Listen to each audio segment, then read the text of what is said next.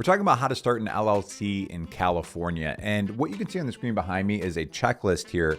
And we're going to be going through this, and it's going to go into things such as how do you avoid the LLC dumpster fire? That's when you set up your LLC incorrectly and it creates massive issues for you down the line. That happens when you don't understand things such as like what an LLC actually does, piercing the corporate veil, so terms like that, or registered agents, commingling funds, pass-through taxation, or how LLC renewals work. Part of the issue with this is affiliate marketing, which we're going to get into in this video as well. But in this video, it's video one of a series, and we're going to talk about understanding what an LLC does for you. But we're also going to get into this checklist of how to set up your LLC and how you can use modern tools and AI to help you do that. Why don't we start with understanding exactly what your LLC does for you, because it's going to help to fill in some of these blanks that we just talked about as far as like piercing the corporate veil and those kinds of terms that are really important that you understand that when you're setting up your LLC. So the LLC does two things for you. It helps to limit your liability. It's a limited liability company, and it offers pass-through taxation, which we're going to explain here in a minute. The easiest way to understand this is owning a coffee shop without an LLC. Now, this is you, the individual, the business owner. Without an LLC, things like your personal home, car, and bank account are all connected to you, but so is your coffee shop, your point of sale machines, your business bank account, your espresso machines, the lights. All of it is directly connected to the business owner when you don't have an LLC. But when you own an LLC that owns that coffee shop, what ends up happening is there's this division between your personal and business assets. So what that red line is something called the corporate veil. So it creates that division between your business and personal assets. When your LLC is correctly set up, if you were to be sued, let's say somebody gets hurt in your coffee shop, that corporate veil is going to make it so they can't come after your personal assets. But the attorney suing you is going to try to do something called piercing the corporate veil. And what they do is they try to find cracks in your LLC, ways that maybe you didn't set it up correctly or you're not operating or maintaining it correctly. And if they can do that, they can erase that division and then also come after your personal assets. So that's why it's so important to fully understand what an LLC is, but all the different aspects of it so that you can make sure that it stays intact for you. And as we go through this video series, we're going to continually educate you on different things that you should be aware of throughout the process. Quickly, I also want to explain a pass-through taxation. Sometimes you see stuff like LLCs help you save on taxes. It's not necessarily true. There are aspects to it. Really starting your business and having business expenses is a different thing. But sometimes people think there's this like big tax break by setting up your LLC. No, it's a pass-through taxation entity. What that means is, let's say that coffee shop grosses $140,000. You have $90,000 of expenses and $50,000 of net income. The IRS is not taxing the corporation, the entity. They're taxing the individual. This income, that $50,000 of net income, flows through to the individual, and the IRS is taxing the individual. So that's what is meant by pass-through taxation. But when you watch this entire video series, later we're going to be talking about strategies on how you can save on taxes when you get into things such as like S-Corp elections for your LLCs. So what I'm going to do throughout this video series is just kind of bring you along so that you're not only getting the information that you need today, but that we can plant some seeds for things that are going to come up 2-3 years from now that are going to help you grow your business and make sure that you get to where you want to be as a new business owner. Why don't we work through this checklist here of setting up your LLC as well? And I should mention there's a QR code and a link on the screen. That link is in the description below as well. You can get this checklist for yourself for free. And the reason that this is helpful is there's other things in here too, such as bonuses. There's an AI chatbot. A tool like this, you can say like how to set up LLC in California. And this chatbot is going to give you a list of directions. But if you also need to know things such as like, how do I register an EIN or things of that nature, this is all going to be inside of this AI chatbot, which is accessible inside of this document. And then we'll also get into like charitable opportunities. Yearly accounting calendar is super helpful. This is going to be important dates that you should be aware of that we're going to cover in future videos in this series as well. So I highly suggest you get this checklist for yourself. This is more about getting your LLC set up. It's also about managing that LLC going forward. I want to give you like a 30,000 foot view of like which route you should go, like state sites, LLC services online, or attorneys. You can go through your state website for California. What you'll find going through the state website is you don't have as many services available to you, right? It's just going to be like, here's how you can file your LLC, but it's not going to help you with like business banking or filing your EIN or other things that are going to pop up through this video series.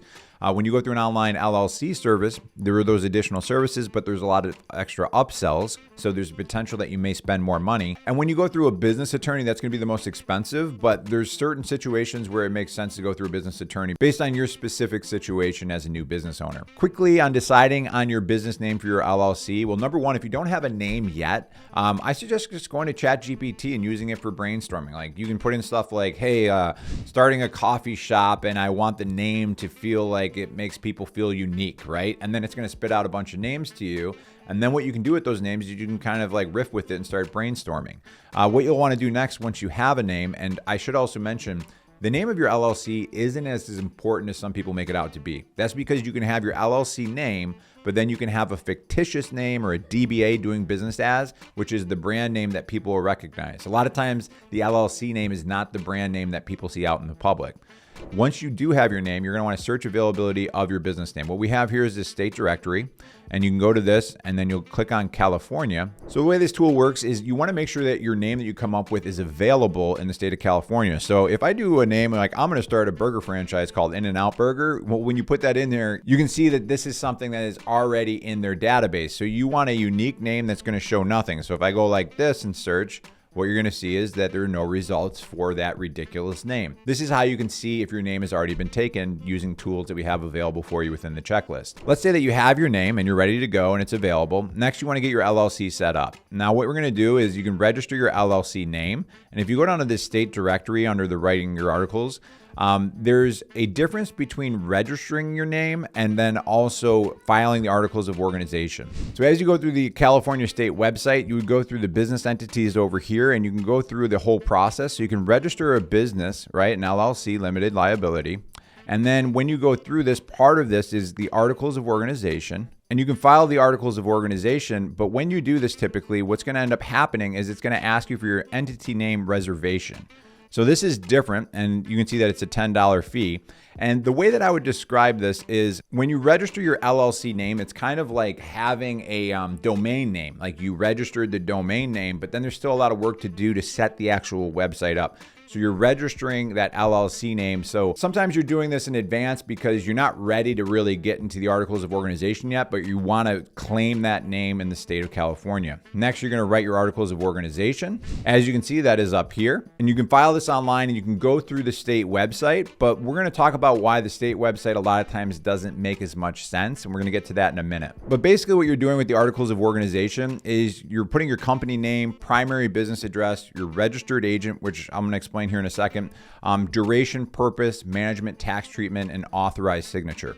And when you're filing these articles of organization, it can be done as a PDF that you can mail in. You can print it up and mail it in, but most people are going to do this online, whether they go through the state website or an online legal tool. You can see that it requires a fee. In the next video, we actually have a calculator that we're going to use that breaks down what your fees are down to the dollar 5 years out of owning your LLC in California. Assign a registered agent. This is really important. A registered agent is a third party that handles important documentation and communication for your business. So let's go back to the coffee shop example, right?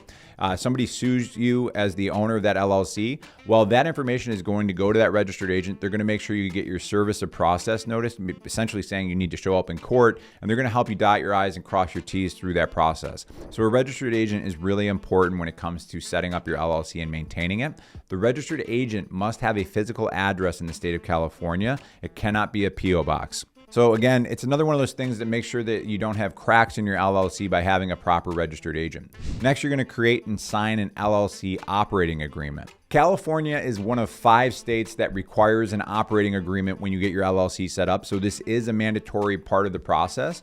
What the operating agreement does is it just labels like what the business is, who are the managers of that LLC, like who owns it, what the roles and responsibilities of those people are. And it can also be helpful because you can also have things in there, clauses such as like if a partner wants to leave, how do you handle that exit of that partner within the business? So I always say with the operating agreement that it's one of those situations where an ounce of prevention is worth a pound of cure, because it's going to spell a lot of things out up front so you don't have to get into lengthy legal battles if a partner wanted to leave down the line or anything like that. Next, let's talk about things to do after the LLC formation. You can see here, set up an EIN, and there's an IRS link. If you want to do this on your own for free, you can do it. Again, the state website's not going to do this for you because this is a federal thing. This is the IRS. What an EIN is an employer identification number. It's like a social security number for your business, so the IRS can figure out, exactly who you are and collect taxes. It's not always required day one, but it's a good idea just to get it set up right away, because if you ever have employees and you're putting them on payroll, you're going to need an EIN. So it's an important aspect of your business to take care of. Another consideration is obtaining business licenses and permits for your LLC. And there's a good SBA resource, the Small Business Administration. But what I'll say here is that sometimes you'll need business licenses and permits, and you might need them on the federal level, the state level, and then your local government level. All right. A good example of this is you're opening up a brewery. When you make and serve alcohol, there are licenses and permits around that. Now, let's say that you're starting a construction firm. You're probably going to need licenses and permits in your local government areas. So that means talking to your town clerk, going through the state level and then the federal level. Another downside of the state website is they don't really help you with this. They may help you on the state level, but they're not going to help you on the federal or local level, because they just don't guide you through these solutions, because all they really care about is what you're doing on the state level. So we talked about what an LLC does, piercing the corporate veil and registered agents, and also pass-through taxation. One of the problems though in this space that I find is affiliate marketers create videos like this and they say like, hey, use this service, use my link in the description below. They recommend that service a lot of times because it pays the most amount of money, not because it's the best service for you.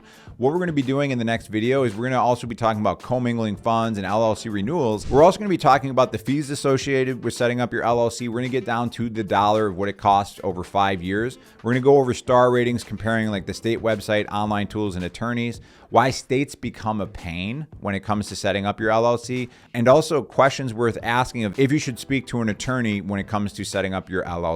So when you click this video on the screen, it's going to take you into video 2 of this series. Again, you can follow along by getting the checklist with the link in the description below, and I'm going to catch you in this next video.